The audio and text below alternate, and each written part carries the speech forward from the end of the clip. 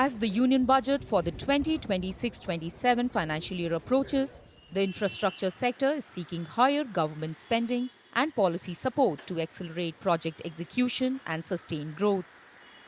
Industry players say despite increased capital expenditure in recent years, many large projects continue to face delays and cost overruns.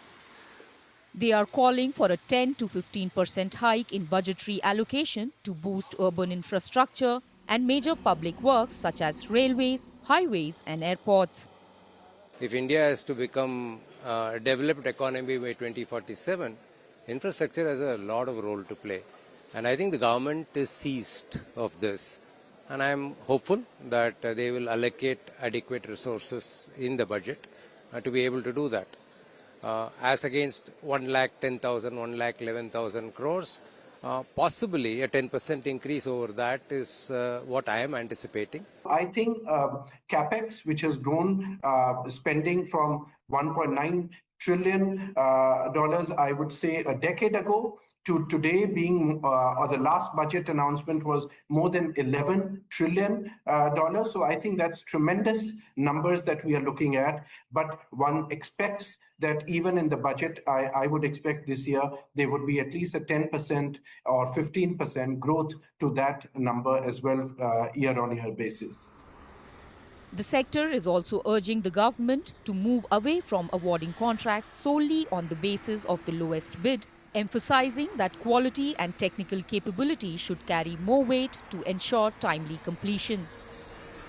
I think if India is to progress, I think we need to get more timely in terms of executing projects, more consistent in terms of pre-qualification, because sometimes the projects suffer because it is handed over to the lowest bidder, who need not necessarily be the best equipped technically.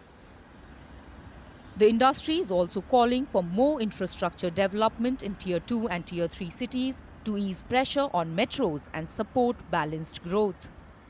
There's no doubt that the cities require funds, and there have been in the past also announcements made towards Urban Infrastructure Fund, and many such similar large capex announcements have been done. But also these funds have to be focused towards Tier 2, Tier 3 cities, and also I would say the towns. The thousands of towns in India, we need to develop them also from an urban perspective.